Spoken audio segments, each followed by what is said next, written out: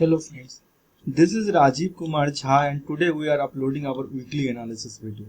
In this video, first we will try to focus on what is the current status of FIDI in derivative segments. Then after that we try to focus on Indian indices and some particular stock. So without any delay, we start our video. सबसे पहले जो हम बात करेंगे वो हम बात करेंगे आपका हमारे स्टॉक मार्केट में एफआईडीआई क्या सोच रहा है, क्या कर रहा है, और लास्ट डे का जो एक अप मूव हुआ था हम उसके बारे में भी चर्चा करेंगे। यहाँ पे सी से क्लाइंट है, डी से डीआई है, एफ से एफआई है, पी से प्रो है। ये आपके फ्यूचर इंडेक्स के पोजीशन है, ये फ्यूचर स्टॉक के पोजीशन है, और ये आपके जो है ऑप्शन में कॉल के पोजीशन ये है, और ये वाला जो रो है ये आपका पुट का पोजीशन है। अब क्लाइंट यहाँ पे ऑलरेडी यहाँ पे लॉन्ग खड़ा है, 1,42,000 कॉन्ट्रैक्ट लॉन्ग है क्लाइंट। उसके अगेंस्ट में डीआई 23,000 कॉन्ट्रैक्ट शॉर्ट है और 1,14,000 कॉन्ट्रैक्ट एफआई शॉर्ट है और पी प्रो 4400 कॉन्ट्रैक्ट शॉर्ट है। फ्यूचर में भी अगर हम बात करें तो इसमें भी 11,27,000 कॉन्ट्रैक्ट आपके स्टॉक फ्यूचर में क्लाइंट लॉन्ग है, 13 लाख आपके डीआई शॉर्ट है, 2600 कॉन्ट्रैक्ट आपके एफआई ने लॉन्ग किया है, और लगभग आपका यहाँ पे 1,76,000 कॉन्ट्रैक्ट लॉन्ग है आपका। तो कॉल की बात हम नहीं करेंगे क्योंकि कॉल से हमें बहुत ज़्यादा कुछ लेना देना यहाँ पे नहीं रहता है। पुट की बात जरूर करेंगे। पुट में यहाँ पे 1,96,000 कॉन्ट्रैक्ट शॉर्ट है क्लाइंट, 32,000 कॉन्ट्रैक्ट आपके लॉन्ग है आपके डीआई, और एफआई 2,43,000 कॉन्ट्रैक्ट लॉन्ग है। मतलब ये अभी भी मतलब इनको पोजीशन अभी भी निगेटिव दिख रहा है। जब भी 2 लाख से ज़्यादा होता है तो ये अपने पोजीशन को निगेटिव मान के चलते हैं कि मतलब ये मंदी खेलते हैं। अब यहाँ पे एक बात आती है, सबसे पहले मैं आपका S&P 500 का मैं चार्ट आपके साथ में डिस्कस कर रहा हूँ।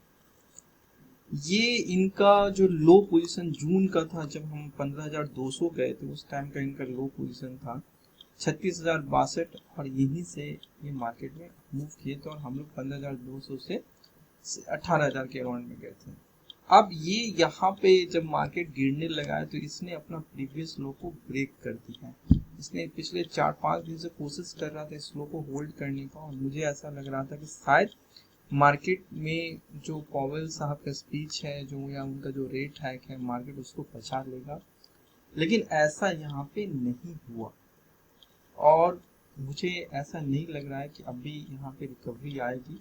तो मार्केट जब तक यहाँ पे 3720 के ऊपर नहीं चला जाए तब तक मैं मार्केट में तेजी S&P 500 या यूएस मार्केट में नहीं देख रहा हूँ। अब बात करते हैं पहले अपनी यहाँ निफ्टी की बात करते हैं।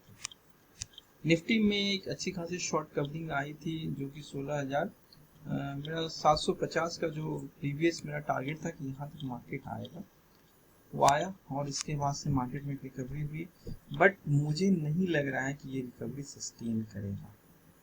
अगर मार्केट इस रिकवरी को सस्टेन करता है तो मतलब ये कि अगर मार्केट 17,300 के ऊपर अगर सस्टेन करके बैठेगा तो मैं ये मान के चलूंगा कि मंदी खत्म हो गई है या निगेटिविटी खत्म हो गई।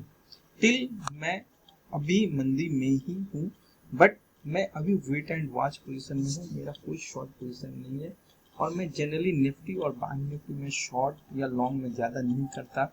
मैं इसलिए नहीं लॉन्ग या शॉर्ट ज़्यादा करता क्योंकि मेरे पास में हज़ारों स्टॉक्स ऐसे हैं जो मुझे बता देती है कि किसमें मार्केट तेज़ी में है। जब निफ्टी बैंक निफ्टी गिर रहा होता है तब भी वो स्टॉक्स तेज़ी बता रहा होता है, जब निफ्टी बैंक निफ्टी चल रहा होता है तब भी वो स्टॉक्स मुझे मंदी का मिल जाता है।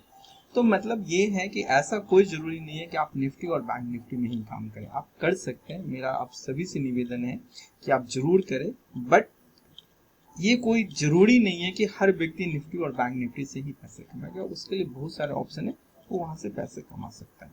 तो मेरा ये व्यू है कि अभी मुझे 17,300 के ऊपर जब मार्केट सस्टेन करेगा तब मैं तेजी करूंगा, अदरवाइज मैं अभी मैं वेट एंड वॉच करूंगा। सेम चीज निफ्टी बैंक पे भी है। निफ्टी बैंक में भी उस दिन एक अच्छी खासी शॉर्ट कवरिंग आई थी, और जब तक मार्केट जो है इसमें भी मुझे ऐसा लग रहा है कि मार्केट अगर ये आपका 40,000 के ऊपर सस्टेन कर लेगा तब मैं मार्केट में यहाँ से तेजी करूंगा, अदरवाइज मैं एज इट इज अभी तमाशा बैठ के देखूंगा। बट ये जरूर है कि आपके ICICI बैंक, HDFC बैंक और एक्सिस बैंक का मैं PCR रेशियो चेक कर रहा था तो उसको बुलिश बता रहा था, इसलिए मुझे लगता है कि शायद मे बी यहाँ से मार्केट रिवर्स करे। तो मार्केट अगर रिवर्स करेगा तो HDFC बैंक, आपके ICICI बैंक, एक्सिस बैंक, ये सब चलेगा मार्केट में, तो मैं वहाँ पे भी पोजीशन ले सकता हूँ। या मुझे लगता है कि मुझे बैंक निफ्टी में अपॉर्चुनिटी मिल जाएगी तो आप बैंक निफ्टी में भी ले सकते हैं, ये आप पे डिपेंड करता है। अब मैंने पिछली बार में भी बताया था कि आप स्कैनर बना सकते हैं। अब मैं स्कैनर पे आपको बार बार जोर क्यों दे रहा हूँ, ये चीज़ आप समझ लीजिए। जैसे कितनी बार क्या होता है कि हमारे पास में टाइम नहीं होता है, हम रात में रिसर्च नहीं कर पाते। तो रात में रिसर्च नहीं कर पाने का मतलब ये है कि आप नेक्स्ट डे मार्केट में ट्रेड कैसे करेंगे अगर आपने रिसर्च ही नहीं किया, तो फिर आप अनठकानी तीर मारेंगे। तो मैंने इसी का हेल्प निकाला है कि अगर मान के चलिए कि कोई स्टॉक जो है अपने 1 डे के प्रीवियस हाई के ऊपर चल रहा है तो आपके लिए पॉजिटिव है। दूसरा, अगर इसका 1 डे का वॉल्यूम भी उसके ऊपर क्रॉस कर रहा है तो भी पॉजिटिव है। और साथ में आप यहाँ पे एक चीज और लगा सकते हैं कि अगर लेटेस्ट जो क्लोजिंग है वो लेटेस्ट क्लोजिंग अगर 1 वीक के मतलब हाई को भी अगर वो क्रॉस कर दे, एवब हो, तो ये और भी सोने पे सुहागा हो जाएगा, है ना। तो मेरा बस यही कहना है कि लेटेस्ट क्रॉस एवब यहाँ पे आपको यहाँ पे होगा क्रॉस एवब या ग्रेटर देन आप कर लो, ठीक है, ओके सही है। बट यहाँ पे नंबर के बदला में आपको ये नहीं करना है, यहाँ पे आपको फिर क्लोजिंग ही रखना है, ठीक है। बट ये लेटेस्ट के बदला में आपको क्या करना है, यहाँ पे 1 वीक एगो रखना है, मतलब 1 वीक के हाई को भी जो क्रॉस करके दे रहा है।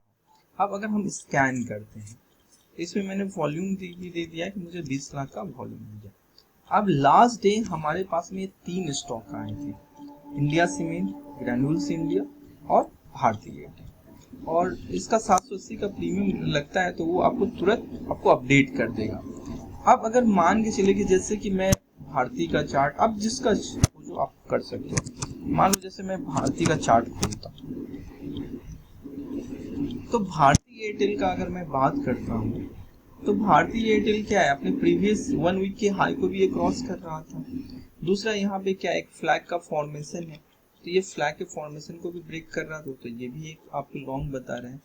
सबसे बड़ा चीज क्या है कि अगर मान के चलिए कि मुझे अगर इसमें एंट्री लेनी है तो मैं यहाँ पे और क्या देखूँ, मैं यहाँ पे आऊँगा आपके ऑप्शन चेन में आऊँगा, और ऑप्शन चेन में मैं ये देखूंगा कि किस स्ट्राइक प्राइस पे सबसे ज्यादा OI या चेंज इन OI बिल्डअप है। आप बिलीव नहीं करेंगे, ये बहुत ज्यादा काम करता है।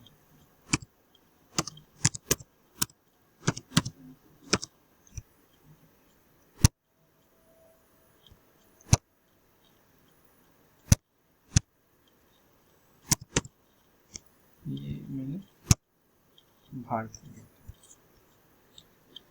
मैं थर्सडे की बात करूँगा, थर्सडे को मार्केट हमारा निगेटिव था, बट मुझे इसने एशियन पेंट स्कैन करके दिया था और मैंने एशियन पेंट्स में खरीदा, मुझे आराम से 2-4-5 हज़ार रुपये का प्रॉफिट मिल गया। तो मैं बस यही चीज़ समझाने की कोशिश कर रहा हूँ कि जब आप बुलिश हैं तो बुलिश स्टॉक ढूंढिए, बियरिश हैं तो आप बियरिश स्कैन बना लीजिए। जैसे देखिए यहाँ पे जैसे कि ये 800 का दिखा रहा है, तो इसका मतलब ये है कि जिस टाइम में ये 780 रहा होगा उस टाइम में अगर कोई भी आदमी देखेगा कि 800 पे सबसे ज्यादा OI और चेंज इन OI बिल्डअप है, तो मतलब ये क्या होगा, इसका रेजिस्टेंस होगा। यही चीज देख करके मैंने एशियन पेंट्स खरीदा था, यही चीज देख करके मैंने लास्ट डे TVS मोटर खरीदा था, तो मुझे वहां से मिल गया। तो अगर आप चाहो तो आप ग्रैन्यूल्स का भी देख सकते हो, आपको जो भी देखना है। आपको ये फार्मूला जो मैं बता रहा हूँ ये एवर ग्रीन फार्मूला है। आपको पहले ये चीज करना है कि सेंटिमेंट देख लो मार्केट का क्या है। मार्केट का सेंटिमेंट पॉजिटिव है तो पॉजिटिव स्टॉक देख लो। ग्रैन्यूल्स क्या अपने 52 वीक हाई को क्रॉस कर रहा है, तो ये अपने 52 को क्रॉस कर दिया था 331 पे और ये 345 तक गया। तो अगर मैं ग्रैन्यूल्स के ऑप्शन चेन में जाऊं तो ग्रैन्यूल्स का जो ऑप्शन चेन होगा वो मुझे बता देगा कि किस पे सबसे ज्यादा OI बिल्डअप हो रहा है। उस OI के लिए जो है सो मैं उसको ऑप्शन चेन में मैं कैश के में भी बाय करके उसका टारगेट ले सकता हूँ, अगर मैं चाहूँ तो वहां पे भी ले सकता हूँ। जैसे आप यहाँ पे देख लो, ये क्या था आपका सबसे पहले 330 पे था, यहाँ पे कट गया, पोजीशन ले लिया लोगों ने, और यहाँ पे फिर बिल्डअप कितना पे था, 340 पे, यहाँ पे भी बिल्डअप। मैं यही चीज आपको समझाने की कोशिश कर रहा हूँ। अब मार्केट यहाँ पे, बट मुझे अभी ये कुछ नहीं करना, मैं नेक्स्ट डे देखूंगा। कल मुझे मार्केट बियरिश लगेगा तो मैं बियरिश स्कैन चलाऊंगा, मुझे बुलिश लगेगा तो मैं बुलिश स्कैन चलाऊंगा। जैसे कि मैंने दोनों के स्कैनर बना रखे हैं, जैसे कि मैंने आपको इसमें बताया ये बुलिश स्कैनर था, मैं इसी ढंग से आपको बता रहा हूँ बियरिश स्कैनर। अब मान के चलिए जैसे मैंने ये बियरिश स्कैनर बनाया, तो अब बियरिश स्कैनर में मैंने क्या किया, पहला 1 डे का वॉल्यूम मैंने दिया है, उसके साथ में आप देख लो वॉल्यूम जो होना चाहिए वो आपका क्या होना चाहिए, ये यहाँ पे लेस देन है, यहाँ पे लेस देन नहीं होना चाहिए, यहाँ पे वॉल्यूम जो होना चाहिए वो एबव देन होना चाहिए, क्रॉस एबव, ठीक है। एटलीस्ट कम से कम 5 लाख का है, ठीक है, RSI 40 से नीचे होना चाहिए, क्लोजिंग जो होना चाहिए वो 1 वीक के लो के नीचे होना चाहिए, और ये 1 वीक का है, और ये यहाँ पे 1 डे का लो है। यहाँ पे मैंने 5 लाख का वॉल्यूम दिया है, आप चाहो तो इसको 5 लाख भी कर सकते हो, या चाहो तो आप ये वॉल्यूम को हटा भी सकते हो, तो भी आपका काम चल जाएगा। मान के चलो मैं ये वॉल्यूम को हटा रहा हूँ, मुझे नहीं चाहिए वॉल्यूम, मुझे बस यही 3 स्कैनर से। अब इस 3 स्कैनर पे मैं स्कैन करूंगा, अगर वाकई में अगर कोई 1 वीक लो के अगर नीचे होगा तो ये मुझे बताएगा। और एक चीज ये है, यहाँ पे मैंने फ्यूचर किया हुआ है, मतलब जो स्टॉक फ्यूचर में लिस्टेड है वही स्टॉक पे मैं काम करूंगा, मैं कैश के स्टॉक पे नहीं काम करता, क्योंकि कैश के स्टॉक में दोनों बात रहती है, अपर सर्किट या लोअर सर्किट अगर आपका लग गया और गलती से अगर आप शॉर्ट है और अपर सर्किट लग गया तो आपकी बैंड बच जानी है, इसलिए इस चीज का मैं ध्यान रखता हूँ। तो आप देख लो कि मार्केट क्या कर रहा है, मार्केट अगर सेंटिमेंट पॉजिटिव है तो बुलिश स्कैन चलाओ, बेरी सेंटिमेंट है तो आप बेरिश स्कैन चलाओ। दूसरा मैंने आपको पहले भी, इससे पहले भी मैंने आपसे साझा किया था कि आप कुछ मत करो, 1 डे में पहले आप यहाँ पे सपोर्ट रेजिस्टेंस खींचो, फिर आप 1 आवर में सपोर्ट रेजिस्टेंस खींचो। अगर आपको 15 मिनट या 1 आवर में अगर सपोर्ट रेजिस्टेंस ब्रेक कर रहा है, जैसे अगर मान लो कि मैं यहाँ पे रेजिस्टेंस खींचता हूँ, ये रेजिस्टेंस अगर आप देखोगे, जैसे मैं करके आपको दिखा भी देता हूँ, ये बहुत अच्छा तरीका है ट्रेडिंग का। जैसे ये मैंने रेजिस्टेंस खींचा, और अगर मैं 1 आवर पे ट्रेड कर रहा हूँ तो 1 आवर की रेजिस्टेंस मैं 1 डे पे खींचूंगा, और अगर मैं 15 मिनट में ट्रेड करूंगा तो मैं 1 आवर पे। अब देख लो ये पिछला हाई क्या था, ये था, इस हाई को ये मारुबुजु कैंडल से ब्रीच कर रहा है और वॉल्यूम में क्या आपके फेवर है, तो मैं क्या करूंगा, यहाँ पे मैं एंट्री ले लूंगा, और स्टॉप लॉस में क्या करूंगा, इस कैंडल का हाफ लूंगा। That's it, thank you, that's all.